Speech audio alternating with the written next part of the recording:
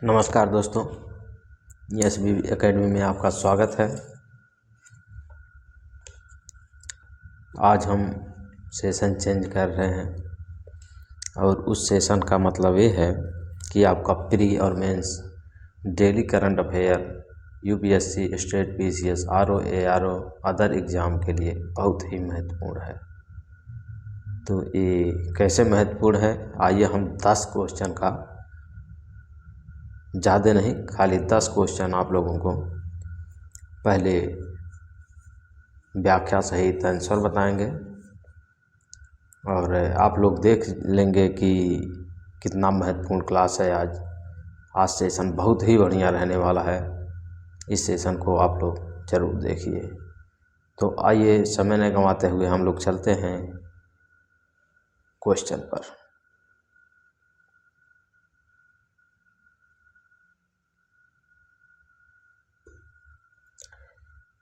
इसरो द्वारा हाल ही में लॉन्च किए गए शुक्रयान फर्स्ट मिशन का मुख्य उद्देश्य क्या है?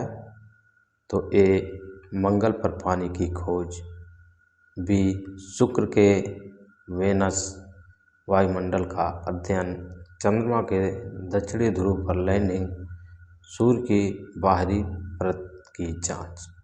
तो आपका आंसर हो जाएगा उत्तर बी, यानी कि शुक्र वेनस के वायुमंडल का अध्ययन। अब ये अध्ययन में क्या कहा गया है उसको आगे देखते हैं। भारतीय अंतरिक्ष अनुसंधान संगठन इसरो ने शुक्र ग्रह की सतह और उसके जहरीले वायुमंडल की रासायनिक संरचना को समझने के लिए शुक्रयान एक लॉन्च किया है। यह मिशन यह समझने में मदद करेगा कि शुक्र पर ग्रीन हाउस प्रभाव इतना तीव्र क्यों है। तो क्या आप जानते हैं कि शुक्र को पृथ्वी की जुड़वा बहन कहा जाता है, लेकिन वहाँ का वातावरण बहुत गर्म है। इसी रहस्य को सुलझाने के लिए हमारे इसरो ने शुक्रयान एक भेजा है। यह याद रखिएगा, यह मिशन शुक्र के घने बादलों और वहाँ की गैसों का अध्ययन करेगा। तो प्यारे साथियों, आप लोगों को समझ में आ गया कि शुक्र जो है वेनस के वायुमंडल का अध्ययन जो है वहाँ जो है खोज विकसित करेगा। यानी कि इसरो ने शुक्रयान एक जो लॉन्च भेजा है, मिशन जो इसरो ने भेजा है, यह वहाँ का अध्ययन, गैसों का अध्ययन करेगा, बादलों का अध्ययन करेगा और उससे पता चलेगा कि यहाँ कितनी मात्रा में गैस है, कितनी मात्रा में घने बादल कैसे कैसे हैं, वो सुलझाने में मदद करेगा। तो आइए देखते हैं नेक्स्ट क्वेश्चन। 2026 के गणतंत्र दिवस समारोह में मुख्य अतिथि कौन है? तो Joe Biden America, Anthony Albanese Australia, Emmanuel Macron France और ओलाफ स्कोल्ज जर्मनी। तो आपका आंसर हो जाएगा एंथनी अल्बनीज ऑस्ट्रेलिया। तो भारत और ऑस्ट्रेलिया के बीच बढ़ते राजनीतिक, रणनीतिक और व्यापारिक संबंधों को मजबूती देने के लिए ऑस्ट्रेलिया के प्रधानमंत्री को 77वें गणतंत्र दिवस पर आमंत्रित किया गया था। साथियों, जब हम 2026 यानी कि 26 जनवरी को परेड देखते हैं तो किसी विदेशी नेता को सम्मान दिया जाता है। इस बार यह सम्मान ऑस्ट्रेलिया के प्रधानमंत्री को मिला। इससे यह पता चलता है कि हिंद महासागर में भारत और ऑस्ट्रेलिया की दोस्ती कितनी गहरी हो रही है। तो आप लोगों को पता चल गया, यानी कि एंथनी अल्बनीज ऑस्ट्रेलिया के प्रधानमंत्री हैं और वो 26 जनवरी 2026 को ये अपने यहाँ जो है आए थे और इनके सम्मान में हम लोग भारत और ऑस्ट्रेलिया की दोस्ती कितनी गहरी है इसको हम लोग समझेंगे। यानी कि बहुत बढ़िया इन लोगों का रवैया है, भारत और ऑस्ट्रेलिया का। आइए देखते हैं नेक्स्ट क्वेश्चन। भारत की पहली AICTE किस राज्य में विकसित की जा रही है? तो कर्नाटक, बेंगलुरु, महाराष्ट्र, मुंबई, उत्तर प्रदेश, लखनऊ, तेलंगाना, हैदराबाद। तो आपका आंसर हो जाएगा उत्तर प्रदेश, लखनऊ। उत्तर प्रदेश, लखनऊ। उत्तर प्रदेश सरकार लखनऊ में भारत की पहली आर्टिफिशियल इंटेलिजेंस यानी कि AICTE विकसित कर रही है। इसका उद्देश्य टेक कंपनियों, स्टार्टअप और शैक्षणिक संस्थानों के लिए एक आधुनिक हब बनाना है। बच्चों, भविष्य AI का है। जैसे आप चैटबॉट से बातें करते हैं, वैसे ही अब पूरा शहर तकनीकी से चलेगा। यूपी की लखनऊ शहर इस मामले में बाजी मार रहा है और नवाबों के शहर के साथ साथ अब AI का शहर भी कहा जाएगा। आइए देखते हैं अगला क्वेश्चन। हाल ही में किस भारतीय खिलाड़ी ने अंतर्राष्ट्रीय क्रिकेट में 500 छक्के पूरे करने का रिकॉर्ड बनाया है? तो विराट कोहली, रोहित शर्मा, सूर्य कुमार यादव, हार्दिक पांड्या। तो आपका आंसर हो जाएगा रोहित शर्मा। भारतीय कप्तान रोहित शर्मा अंतर्राष्ट्रीय क्रिकेट के सभी प्रारूपों टेस्ट, ODI यानी कि वनडे क्रिकेट, ODI, T20 को मिलाकर सबसे अधिक छक्के लगाने वाले चुनिंदा खिलाड़ी को सूची में शीर्ष पर पहुंच गए हैं। कौन बने हैं? रोहित शर्मा। क्रिकेट प्रेमियों के लिए एक शानदार सवाल। हिटमैन के नाम से मशहूर रोहित शर्मा ने एक बड़ा मुकाम हासिल किया है। 500 छक्के लगाना छोटी बात नहीं है और उन्होंने अपनी आक्रामक बल्लेबाजी से यह साबित कर दिखाया है। तो कौन दिखाया है? रोहित शर्मा ने। कितना टेस्ट? 500 टेस्ट यानी कि 500 छक्के लगाए हैं। ये हिटमैन के नाम से भी जाना जाता है। अगला क्वेश्चन।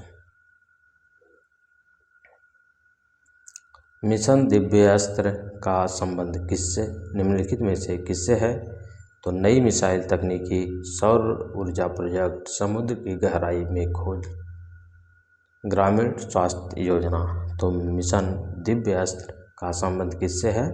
तो नई मिसाइल तकनीकी यानी कि MIRV, नई मिसाइल तकनीकी।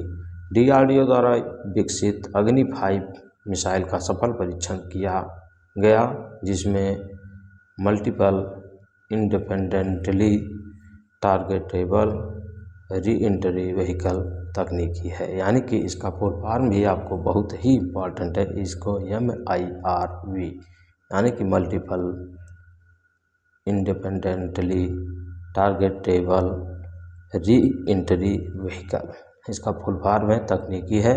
इसका मतलब यह है कि मिसाइल कई लक्ष्यों को एक साथ भेद सकती है। एक ही मिसाइल कई लक्ष्यों को एक साथ भेज सकती है। रक्षा के क्षेत्र में भारत और भी शक्तिशाली हो गया है। मिशन दिव्यास्त्र के जरिए भारत उन गिने चुने देशों में शामिल हो गया है जिनके पास ऐसी मिसाइल है जो एक बार छोड़ने पर अलग अलग ठिकानों पर हमला कर सकती है। यह हमारी रक्षा के लिए गर्व की बात है। तो ये क्लियर हो गया कि यानी कि नई मिसाइल तकनीकी MIRV क्या है? अग्नि 5 मिसाइल का सफल परीक्षण DRDO के द्वारा किया गया। अगला क्वेश्चन। मई 2026 में किस देश ने दुनिया का सबसे बड़ा फ्लोटिंग सोलर प्लांट, तैरता हुआ सौर ऊर्जा संयंत्र शुरू किया है? तो आपका चीन, भारत, अमेरिका, जापान। तो फ्लोटिंग सोलर प्लांट, तैरता हुआ सौर ऊर्जा संयंत्र कौन किया है? तो आपका भारत।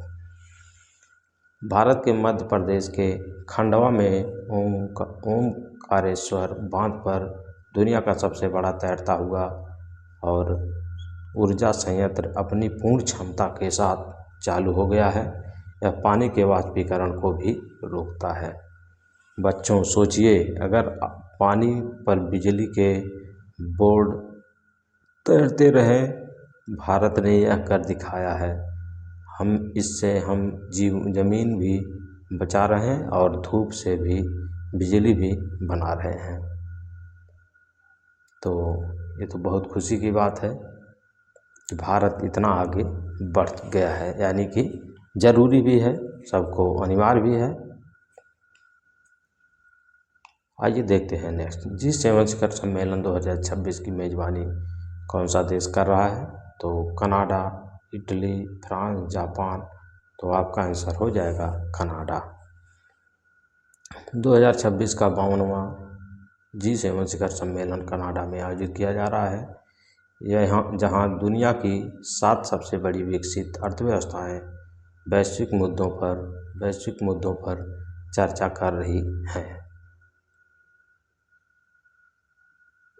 साथियों, जब दुनिया के सबसे अमीर देश एक मेज पर बैठते हैं तो उसे G7 कहते हैं। इस बार यह मीटिंग बर्फ और झीलों के देश कनाडा में हो रही है। तो 52वां शिखर सम्मेलन जो हो रहा है, 52वां G7 शिखर सम्मेलन, वो कनाडा में हो रहा है। अगला क्वेश्चन, भारतीय वायुसेना में शामिल होने वाला नया स्वदेशी हल्का लड़ाकू हेलीकॉप्टर LCH कौन सा है? तो रुद्र, प्रचंड, चेतक, अपाचे। तो आपका आंसर हो जाएगा प्रचंड। प्रचंड भारत का सबसे पहला स्वदेशी मल्टी रोल लाइट, यानी कि multi role light combat helicopter है, जिसे हिंदुस्तान एरोनॉटिक्स लिमिटेड, यानी कि HAL, हिंदुस्तान एरोनॉटिक्स लिमिटेड ने बनाया है। यह सियाचिन जैसे ऊंचे इलाकों में भी लैंड कर सकता है, यानी कि दुश्मनों के छक्के छुड़ाने के लिए हमारा नया योद्धा आ गया है, जिसका नाम है प्रचंड। यह इतना हल्का और तेज है कि हिमालय की ऊंची चोटियों पर भी आसानी से उड़ान भर सकता है। तो ये भारत के लिए या भारत के देश के लिए सबसे खुशी की बात है कि प्रचंड हमारा बहुत बढ़िया तैयार हो चुका है। अगला क्वेश्चन, हाल ही में किस भारतीय राज्य ने एक पंचायत एक खेल का मैदान योजना शुरू की है? पंजाब, हरियाणा, केरल, उत्तर प्रदेश। तो आपका आंसर हो जाएगा केरल। केरल सरकार ने खेल संस्कृति और पुनरावृत्ति करने के लिए हर पंचायत में एक उच्च स्तरीय खेल का मैदान बनाने की योजना शुरू की है। जो पढ़ाई के साथ खेल भी जरूरी है।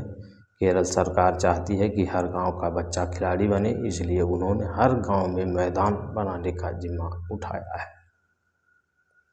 आइए आज का लास्ट और अंतिम question, Lawrence Laureus world sportsman of the year 2026 का खिताब किसने जीता? तो लियोनेल मेसी, नोवाक जोकोविच, किलियन एम्बाप्पे, मैक्स वर्स्टापेन, यानी कि नोवाक जोकोविच। आपका आंसर भी सही है। टेनिस के दिग्गज खिलाड़ी नोवाक जोकोविच को उनके शानदार प्रदर्शन और रिकॉर्ड ग्रैंड स्लैम जीत के लिए इस प्रतिष्ठित पुरस्कार से सम्मानित किया गया।